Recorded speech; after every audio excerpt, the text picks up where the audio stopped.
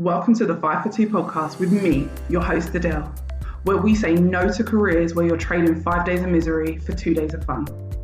A place we discuss all things career, confidence, and money moves. I want to motivate, teach, and empower ambitious women to achieve more, earn more, feel more confident, and enjoy the work they do. It's all about believing you can have everything you want in your career and then going and getting it. So if you're ready, let's get into it.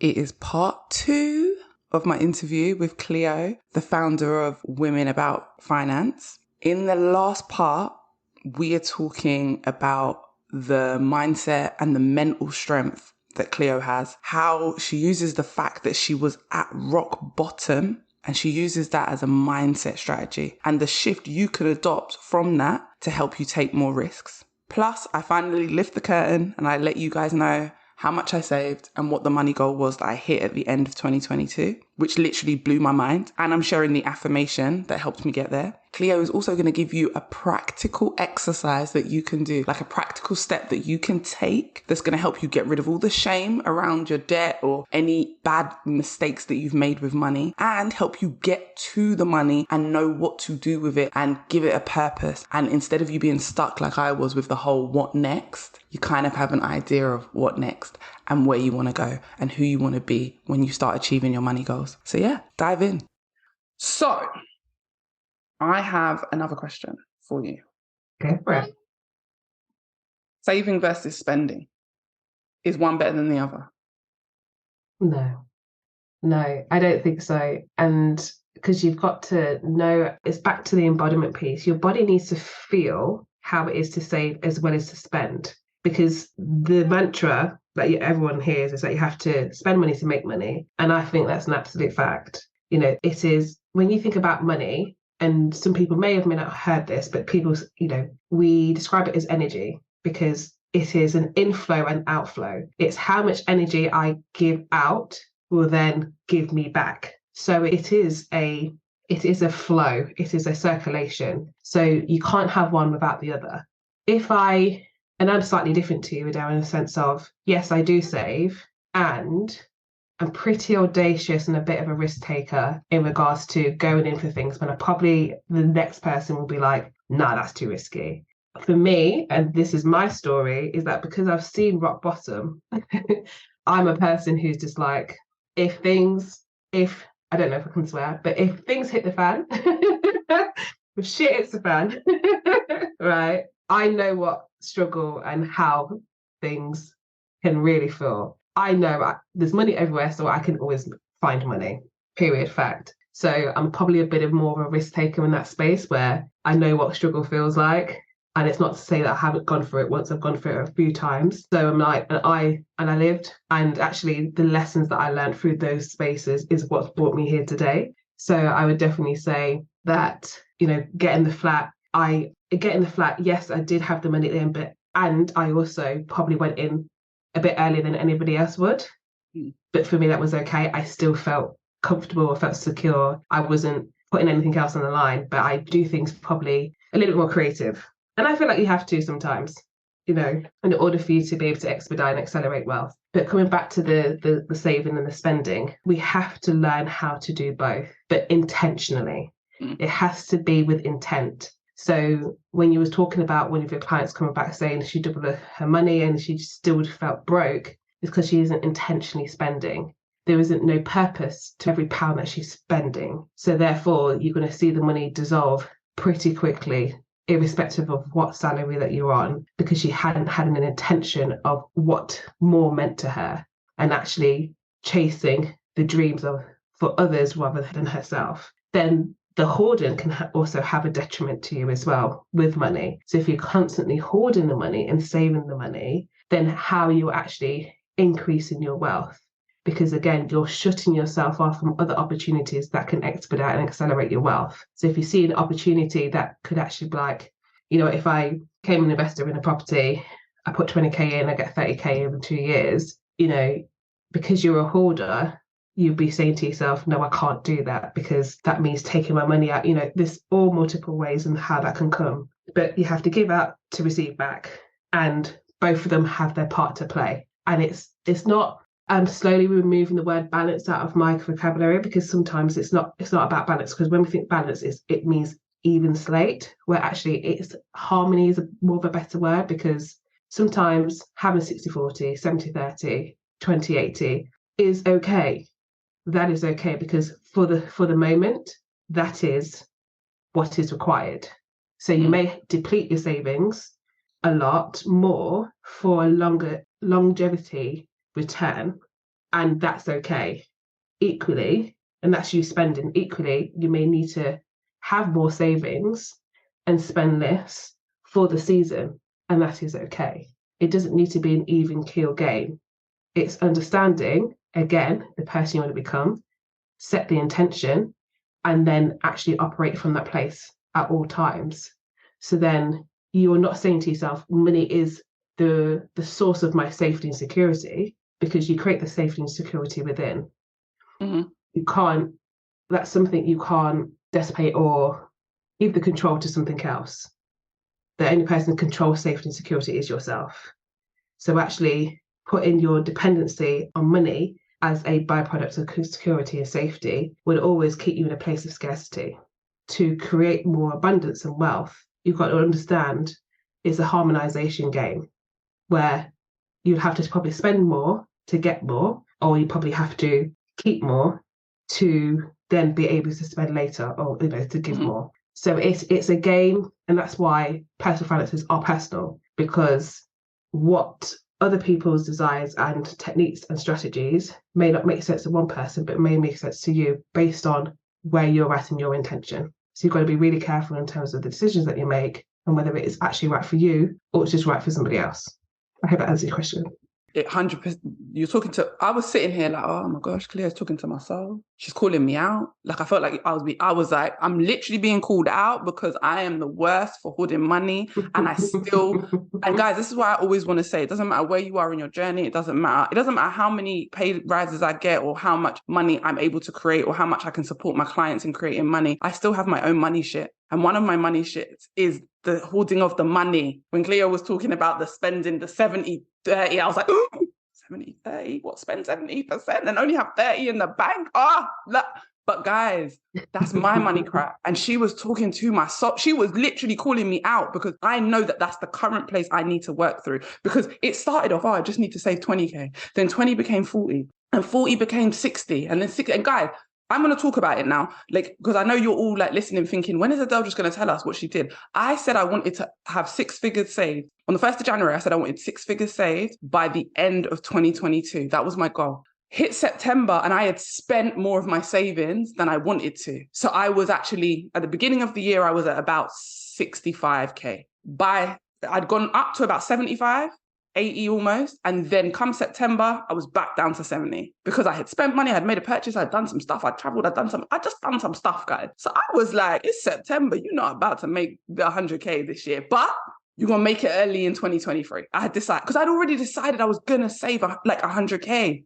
Guys, not through my business, not through my 9 to 5. And I have been, since July or August, one of my affirmations has been, money is everywhere, and I am open to all the ways I can receive money. I am open to all the ways I can receive money. I've been saying that to myself daily, just because money is everywhere. And I had to remind myself and ground myself back to the money is everywhere thing. Like, listen, God is my source and supply, but also on top of that, money is just everywhere. It's just everywhere. Like, I can't tell you it only can come from here. If you tell, however you see it, whether you, universe, God, whatever, God feels good to me. But if I'm saying to God, I can only get money through my business, I can only get money through my 9 to 5, guess what? My brain is going to be shut off to any other option. My world is going to be shut off. Money is energy. When you're talking about the flow, I love that, because money is a flow. It flows in and it flows out. But if you don't believe that money can come from anywhere, it won't come from anywhere. Money can come from refunds, friends, whatever. For me, I did some work for someone. I helped someone out, and they were so grateful for what I helped them achieve.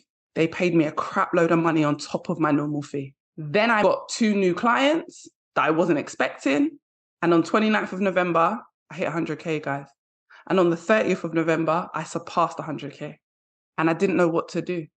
Firstly, because I wasn't sitting waiting for it, because I thought, it's probably not going to happen this year. It's going to happen sometime in 2023. But it's something I've wanted for such a long time. Before I set the goal in January 2022, I've wanted it for a couple of years. I've been like, I wonder if I could really save 100K. I wonder if I could really save, not earn six figures, but save six figures. And they're not all in one place, guys. I've got like investments, I've got bonds, I've got like different, but it's liquid. It's money that I can access. But then I was like, now what? Because I hit the 100K and I still feel like I don't have enough money.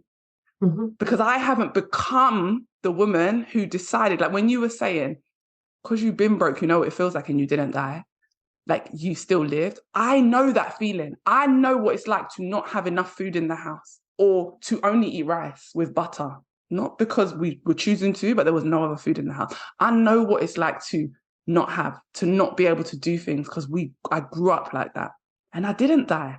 And actually I had apart from the not having, my mum was such a loving mum. I had such a beautiful childhood. I didn't even know we didn't have money until I was a certain age. And I realized like I used to get dinner tickets where you pay for your lunches with dinner tickets because your mum can't afford, so you get government assistance. Like I know what that life is, but I hit 100K in savings and I still didn't feel safe. Mm-hmm. I still can say I don't feel 100% safe. However, I can also say the other part of me knows if I lose everything, I know how to make some money. I know how to get to the money. So saying that, how can I still fear that I'm not secure with 100K in the bank? And it's everything that Cleo just said. It's who you are when you show up to that point. So yes, guys, I hit six figures and I'm going to spend out of that. So it's going to go down, it's going to go up. But I proved to myself that I could do it. But now what? Because guys, having that money just sitting there, not necessarily doing the most it can do for me, not necessarily helping me live life the way I want to live. Now I'm at the point is, what do you want, Adele? Because what is that money for? There is no point. Why have I got it? It's all good being able to say to you guys, I hit the goal, woo! But guys, now what? What does that mean? Who am I now? And that's the problem. I didn't become that woman before I got there. I've now hit a goal. I've strived to hit a goal. I've strategied my way to a goal, but my mindset's not aligned. So when I hit it, yeah, guys, I cried. I was like, what? I was happy. I was so happy on November 29th. I was so happy on November 30th. But guess what? Come December 1st, I didn't. What now? Who am I? And now I'm not working a 9 to 5 either. Who am I? Like, I'm definitely going to go back to the 9 to 5 because that's what I know, guys. And for my mindsets to feel calm is what I have to do. But what I'm trying to explain to you guys is getting the money. I can teach you guys strategy. I can tell you like the confidence. I can support you with your confidence. I can even talk to you and support you with your mindset because you guys know when you get into my coaching container, I'm all about confidence and mindset because I know that the energy behind the strategy is what will get you to the goal. But when we set these goals for ourselves and we chase these goals, and this is new year, guys. I know this episode, you lot are listening to this in 2023. You're setting all these goals, but have you figured out what you want when you get to the goal? Because actually, if you don't know what you want to get to once you get to the goal, then why are you setting the goal? Who was the goal really for? And that's where I am right now. The goal wasn't for anyone else, but the goal was for me to feel safe. I set that goal out of a lack and scarcity, out of fear of money running out. And now I have achieved the goal from a place of lack. Let me be clear, because I want to be clear also. People think that you can't achieve certain things if you have a lack mindset. You can. It's harder. Oh, it won't be harder, but you can achieve from a lack mindset. But the problem is when you achieve, you're then stuck. Because I'm now stuck. I can now sit here and say to you guys, God is good. I'm so happy that I hit six figures. I have six figures saved, but I still don't feel like I have money. I still am that little girl whose mum says to her, don't spend too much because then we might not have this, or there might not be food on the table, or we could lose the house. Like we almost lost our house 2-3 times. Like we could lose our home. Like my mum had a mortgage. We could lose our home. We may not have a roof. And I've always had a roof over my head. And I know some people listening may not have, but I've always been blessed enough to have a roof, but just, so what now is what, and I feel like everything you were saying just was like, it resonated because I was just saying what now? And I know someone listening is saying the same thing because you've got all these goals, But when you get there, what happens next? Why do you want the goal? Like, why did I want that much money saved? It started off that I only wanted to save some money to get a bigger house. But now I don't want to spend the money. But to say, I know you're not going to spend the money. Now I don't want to spend the money because I'm like, if I spend the money, I won't have no money. And then, because that's lack, because I'm from a place of lack. And this is where I'm working through at the moment. And this is why I wanted to do this episode, because I want you guys to know you can chase the money and we can get to the money. But when you get there, what happens? And will you stay there when you get there? Or will it all go because you're not that woman yet?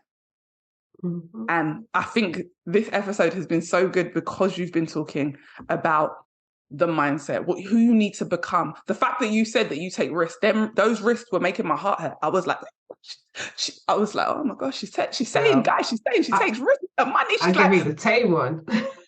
She's proportion to the wind. I don't have it, but I will get it.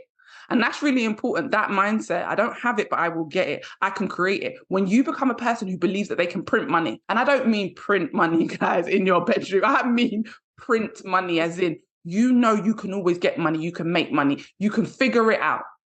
That is you embodying a person who prints money. Like when you're like, I haven't got it right now, but I know I can print money, because you've got a mindset of knowing that money is everywhere and you can get to it. Mm-hmm.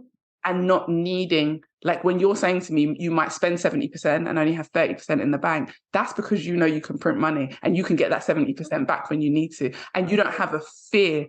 And even if you don't get it back when you need it to, you know that you could live through worse. And I love that. And I'm not going to keep the money just to be able to say for vanity points, vanity metrics. Just to say it. And that's where I am now. I don't want to I'm just going to have 6 figures to say, oh, I got 6. No, what am I going to do with that? How is that money going to make my life better? My mum's life better? My daughter's life better? How am I going to use that money to elevate to the next 2.0 or 4.0 version of Adele? How do I become her? So when I hear experts talking about money mindset, and this was going to be one of my questions to you, but I don't even need to ask you because we've spoken about it.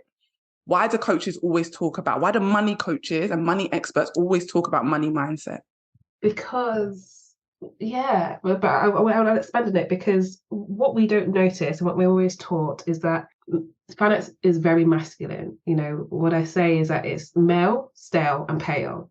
And that is the extent of us in terms of finances. What we forget and actually don't really give ourselves an opportunity to think about, it's very obvious when it's said, money is very emotional.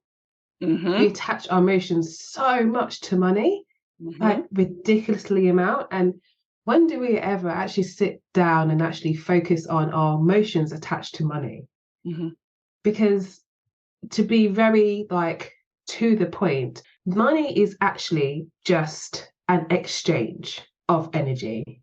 And the value that we give it is ambiguous, because we give it, humans give money value, and as a collective decide whether something's more value or not. When things are ambiguous and are subjective, there's always going to be a level of emotion attached to it, because there is no right or wrong in the conversation. It is always grey. The only thing you can actually, you cannot argue about, is the law of physics. Mm-hmm. Everything else can be grey. As you said, it's just guidelines. Money, in terms of its value, is actually only guidelines, if you really think about it. And we as humans put value to it. And one person is going to think it's more valuable than the other. And no person is right or wrong. If you think of it very matter of fact, that is what money is. So then when you have your own perspective and somebody else has their own perspective and someone disagrees, then there is going to be emotions attached to it. And that's the part that we don't explore. And we don't explore other people's opinion of that value and how we accept it or don't accept it. A lot of the times we have accepted it unknowingly as we've been children, having those rules set in our minds unconsciously, and living to adults today in accepting those rules without thinking, do they actually stand by the adult that I am today? We're living on set rules based on what we was taught when we were children. So we don't actually challenge what I have known about money growing up, does that serve me or disempower me? And it's just having that honest conversation with people in understanding that, going to what you said, Adele, in terms of the only way you can make more money is to work really, really hard. I've had clients who reject money because they can make £2,000 in an hour, where it probably took their mum when they was younger a whole month to make. Mm-hmm. Because in their mind, they are saying, oh my God, I feel guilty that I can earn £2,000 in 1 hour that took my mum 160 hours to make in 1 month. Mm-hmm. And it's understanding those unconscious beliefs around money that are holding you back to receive more capacity of having more money. And it's understanding those unconscious beliefs in order for you to be able to expand the wealth that you desire. Because we all have it. I certainly have it. It's taken me, and still taking me, a while for me to understand not working hard, overly, working stupid hours means that I can still make decent money and not work stupid hours. There is so much talk that we have in our heads, and what we see around us in our communities, and what's imposed on us as women as well, in believing that women are a certain way with money, that we hold unconsciously and not realizing that it's blocking us from creating wealth. So that's why the mindset piece is so important to unpack before we even start talking about how you can actually make more money, because you probably have opportunities lying right in front of you, like the woman you said who doubled her income, who has so much opportunity, but she just can't see it because she's still living in the same money belief system that is not serving her, that's making money just evaporate without actually realizing what I've learned about money isn't true to me. And when you rewire those, you gain the clarity and you start thinking of things from a place of abundance rather than lack.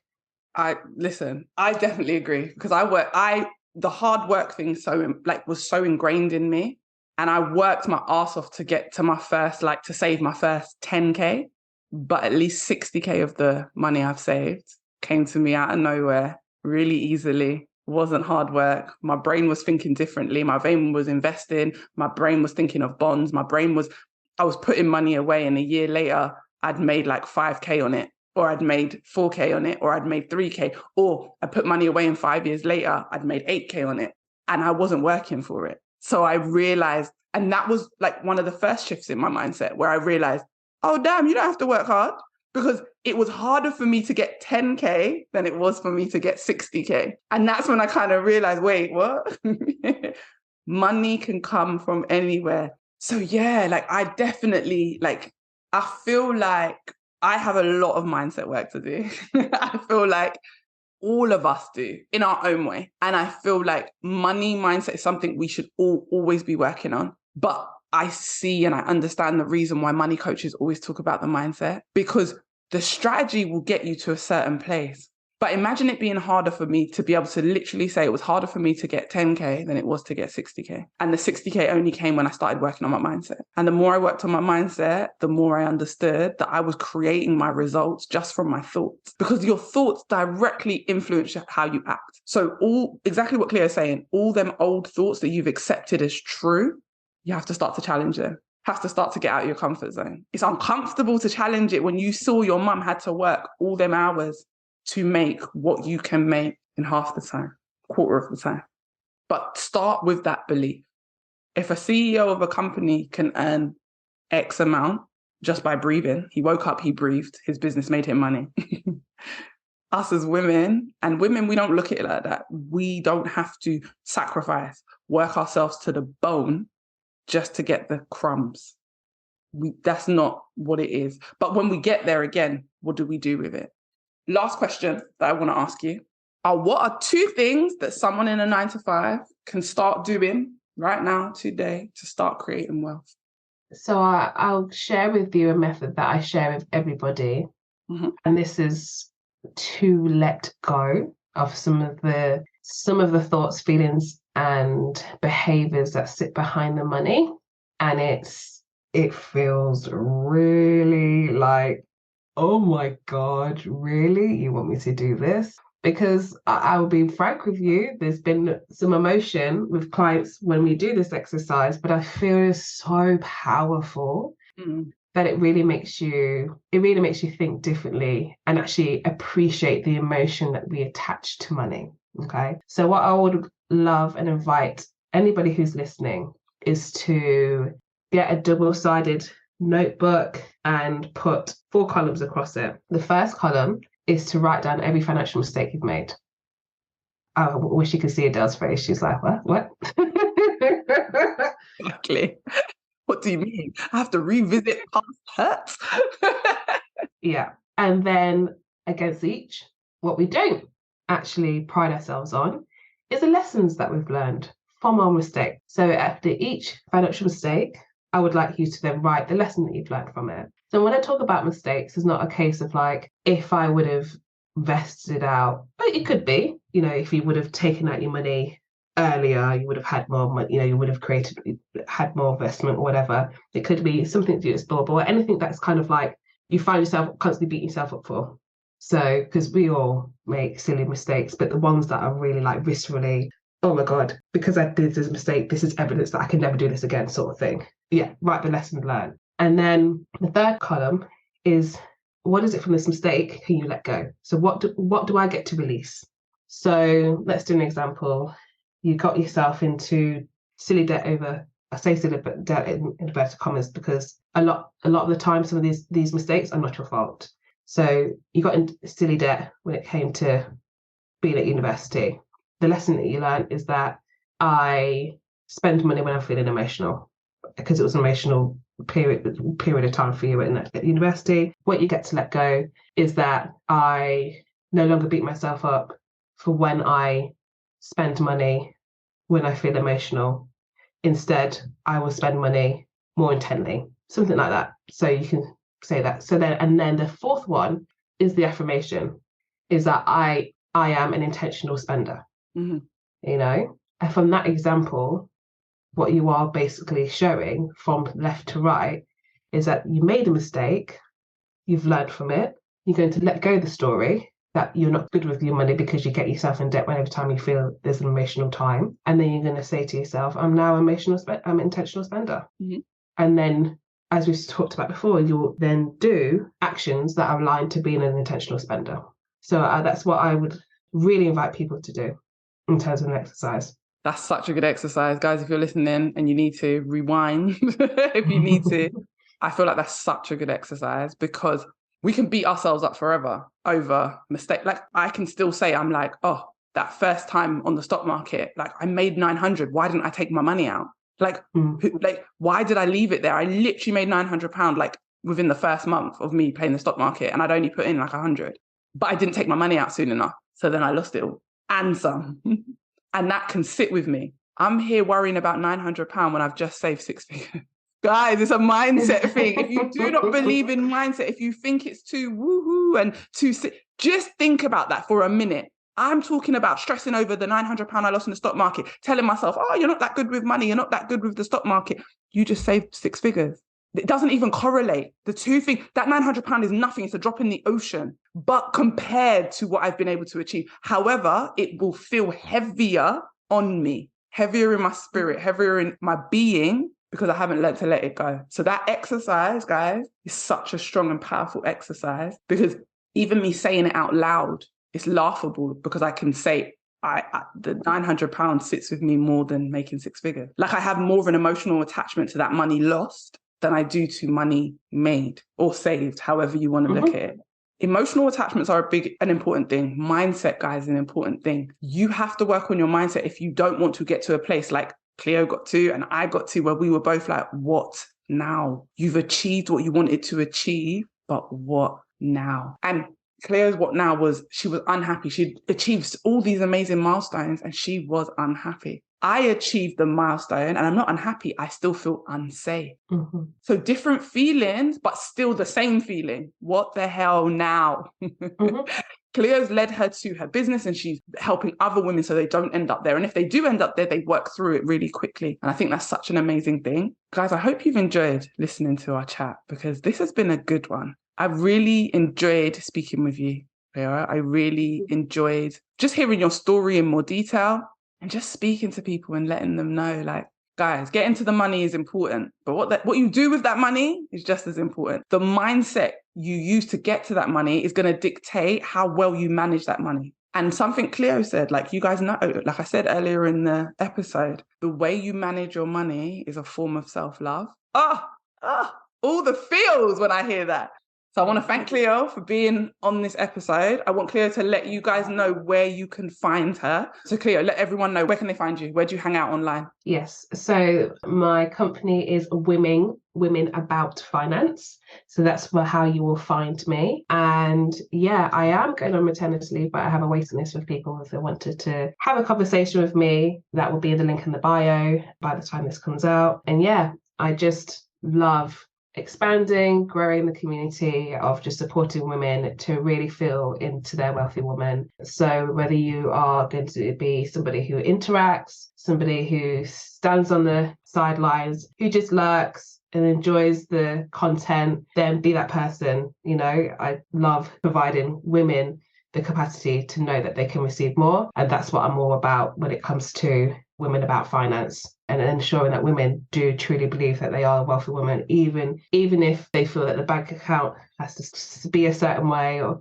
have a certain thing. You are a wealthy woman now, and that's what it is all about for me. So find me at Women About Finance. And also I've got a podcast myself, Money Couch. But yeah, just get on the Instagram, do some lurking, and you'll find whatever you need.